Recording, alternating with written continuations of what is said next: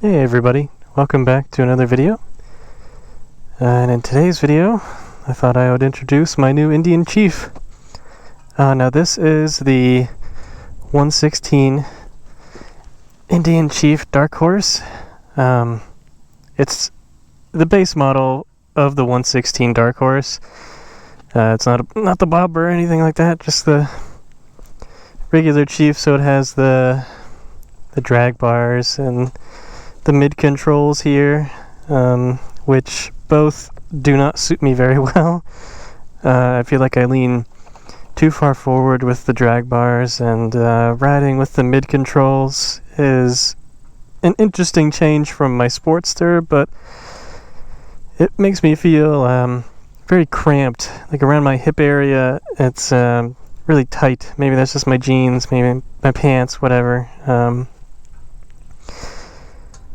But yeah, those are the only two real uncomfortable things about the motorcycle at the moment, which I planned on changing anyway, so should be good there. But yeah, traded in my Sportster finally for the 116 Chief. I waited about 15 weeks to receive it at the dealership. Took a little longer than I had hoped. But that's just the way things are at the moment, I guess, in the vehicle industry, cars and motorcycles alike. But yeah, it's got a nice LED headlight there, LED turn signals and stuff, I believe. Same thing in the back. It's kind of got a cut rear fender here at the back. I don't know if I particularly enjoy that. I feel like the fender should have come back just a little bit more to cover more of the tire. It's from what the salesman told me when I went to go and pick up the bike. He said he rode it around the parking lot for a little bit and some rocks were like kicking up and hitting the back of the fender, which is kind of dirty, which I made 10 times worse. But yeah, I'll clean that later. But yeah, this thing has gosh, how many miles does it have on it? Something like 40. So that's not too bad. Let me boot it up here, and it has this nice LED screen for the speedometer and stuff, so that's really cool. It does take a second to turn all the way on. There we go, it gives you the warning, and this does work with your gloves too, which is pretty cool. So if you click it, it's good. And then 42, yep, 42 miles on it so far, so that's nice. It's here, let me get on it. It's been pretty pleasant so far, actually. Rides pretty well. I'm in the break-in period, obviously. It doesn't even have 100 miles on it yet. But these little dash cam, not a dash cam, but like speedometer information, like the, what do they call it, the ride command. This ride command is really cool. So it has multiple displays, so like if I wanted to, I could like flick my finger across the screen and it would change in between these two, and then if I go here, it'll give me like all the nifty gadgets and stuff. Hold on, maybe that's not the right one. Here, doesn't seem to be working very well. Let me do this. There we go. So my gloves are a little funny, pretty cheap, but you can definitely use it with your fingers if you don't want to ride with gloves, but I suggest you do. But anyway, it has like information about your bike, like the fuel, and I don't quite know what this is. Probably, I guess, the miles per gallon, maybe? I don't know. And then if we go back to the main screen, and then you can get your ride information too, of like when you last turned on the bike and stuff, which is pretty cool. And then you can pair your phone, I guess, which I might give a shot later. Give that a shot, but you can put I don't know if this works with Bluetooth or not. That does. That's nifty. So I guess that is one thing too. Let me put this down again. There should be a USB port somewhere. Oh yeah, here it is. I don't know. Here, let me go over here. Maybe it's... Yeah, that's easier to see. So it's this thing here. And that's just a USB port. And you can hook in your phone and stuff, which is pretty cool. So I guess that's the... You can pair it with Bluetooth, or you can use your USB, I guess. Which I probably use Bluetooth. Ooh. And then let's see. Yeah, and then there's a navigation... like GPS thing in here too, which is pretty cool. So I think you can search for, yeah, you can definitely search for stuff like custom destinations, or I guess they have a few things in here like gas stations and stuff. And I think you can see, oh, that's nifty. Weather, I don't know if that would be very helpful. Traffic probably would be though.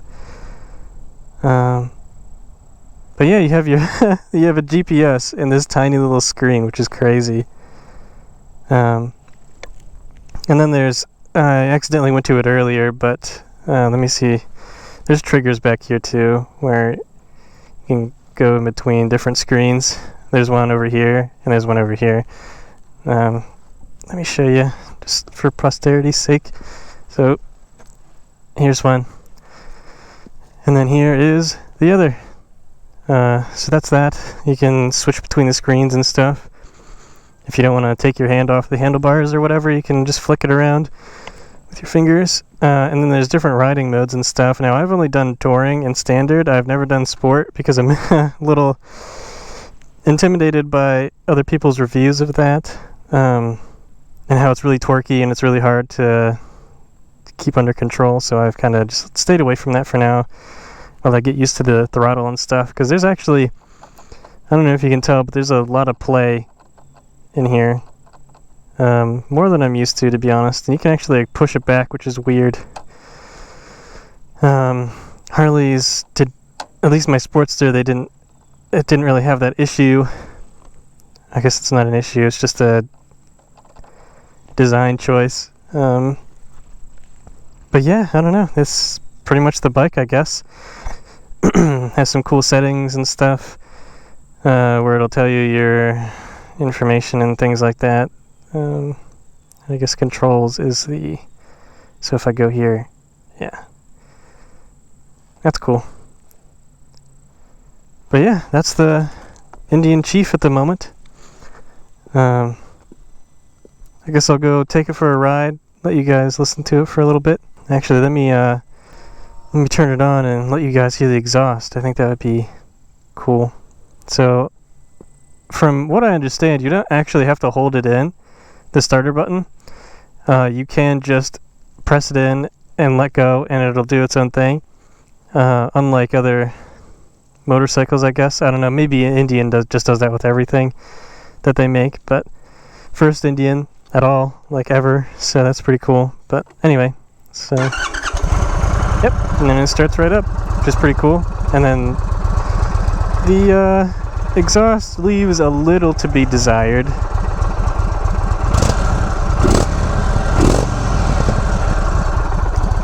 But for a stock exhaust, I will say it's not that bad.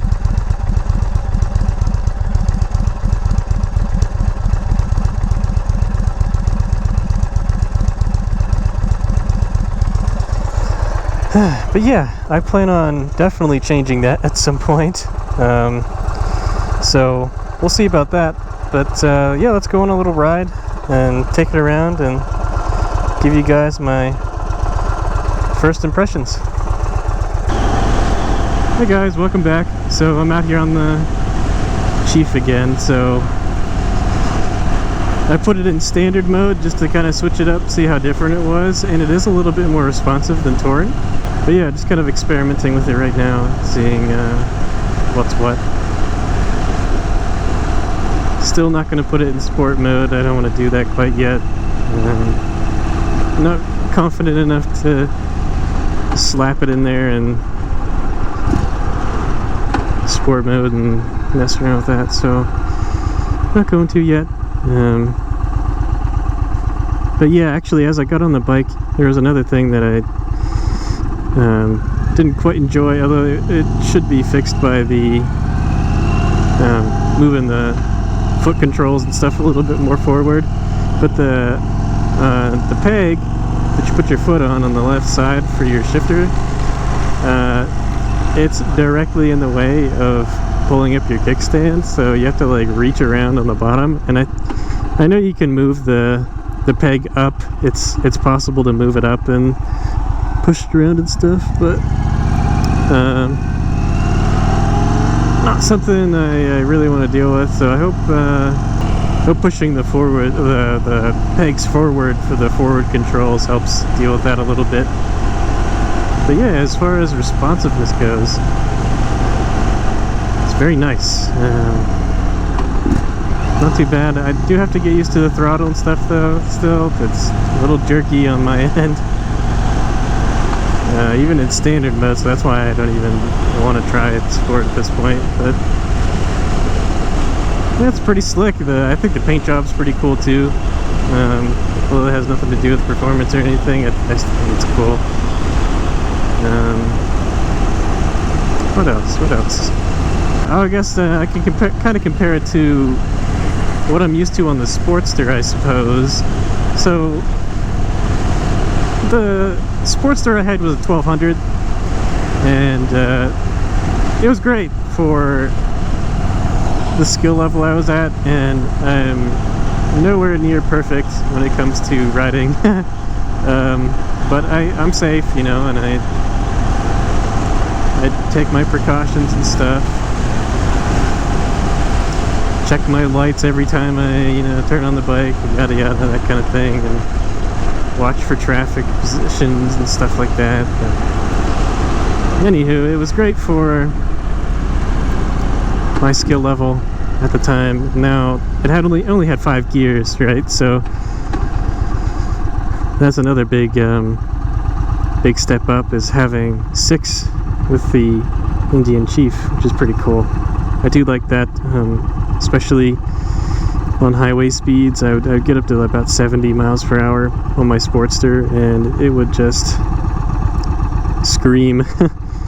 So, not exactly my cup of tea doing that for like an hour or two at a time, going places. So, the fact that this has 6 gears, and in 6th gear it just hums at 70, 80, it's great. I guess this is the same engine they put in the touring models for Indian, so it kind of makes sense that it would be a little better suited for highway riding. Overall, I really enjoy it so far. It's a nice bike. I'll keep making some videos on it too. Hopefully I'll be able to record a few videos before it starts snowing and stuff, but yeah, I'll definitely be making more videos about this motorcycle for sure. I have a couple of places in mind too, as far as where I'd want to go. So there's I don't want to commit to anything, right? Because who knows what'll happen in the future. But there is a place kind of close to Indiana, PA, that I would like to go. Apparently, it's like a nice scenic outlook in the mountains there.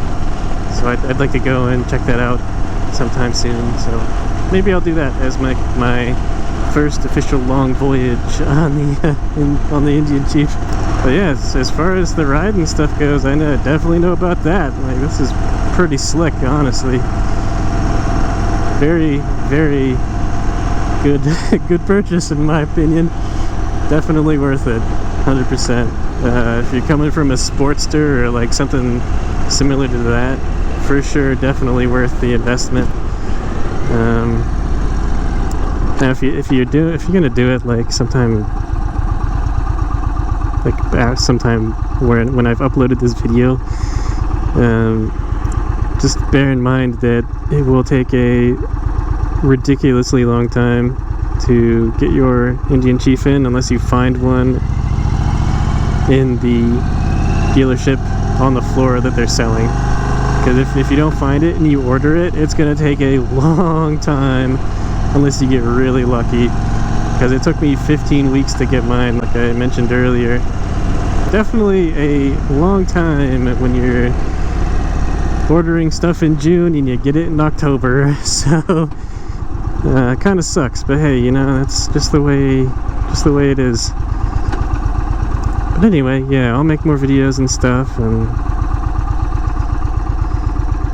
show you guys when I customize it and whatnot. And I'm definitely going to put on aftermarket exhaust of some kind, but I've been looking around and there's not a whole lot out there at the moment. There's Dean Speed and a couple of other things that I can't quite think of at the moment, but I definitely want to see Vance and Hines come out with something. That's what I want, is Vance and Hines. Gonna put a slip-on exhaust on here and make it growl a little bit more.